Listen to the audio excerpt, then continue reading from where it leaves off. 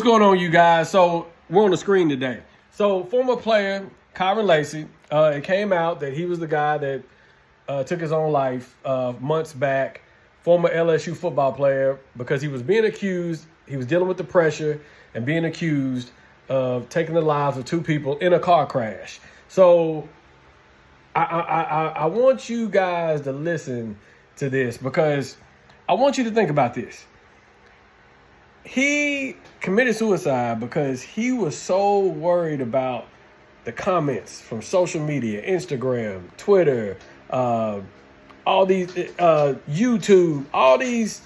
And I want you to think, would he still be alive if it wasn't from the pressure from social media? Check this out. An accident, and it was reported that he was the cause of the accident, and the police were going to charge him. But this is what the attorney for LACEY said has revealed information that called into question LACEY's involvement in the fatal car crash in December of last year.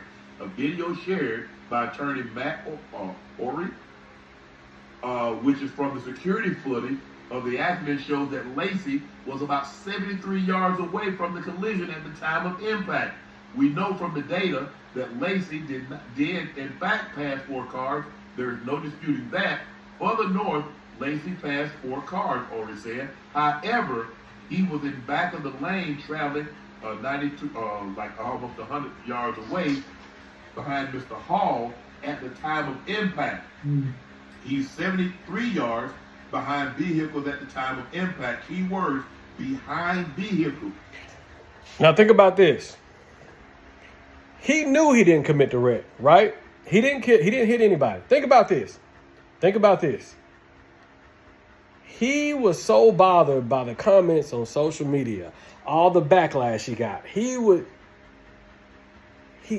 took his own life. Now just imagine 15 years ago, before social media. Does this happen? No, it don't happen. And I'm gonna tell you why. Because players back then just didn't read the newspaper, or they just didn't watch ESPN. And ESPN ain't gonna sit up there and talk about a subject like this all day, no way. I mean, back when Dante Stallworth did the exact same thing, it was not talked about like, it wasn't talked about like that. Dante Stallworth did this for the former wide receiver for UT. This is a perfect example of how dangerous social media is.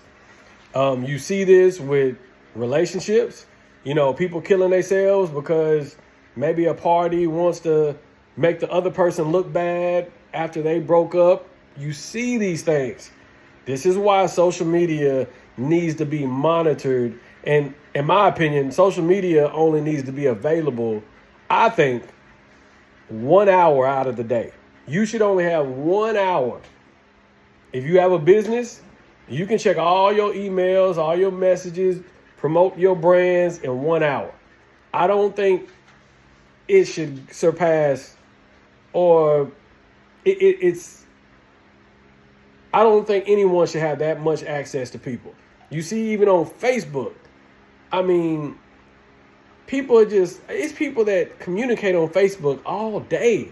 That is not healthy for anybody to wake up and you're communicating with people that you don't know. You're communicating with people from high school. There was a time where after high school, you never even saw people. So I think that we look at the things that social media does that we like, but I think we're not looking at a lot of the things, the cons. We're not looking at any of the cons. We're not looking at any of the problems, the issues. We're not looking at any of the long-term effects. We don't care about that because we're getting a result. And I think that a lot of people would fall if social media was taken away. But it's just something I thought about. I think they should really dive deep into social media and how it influences people. And it's screwing with a lot of people's mental health. Y'all have a good one.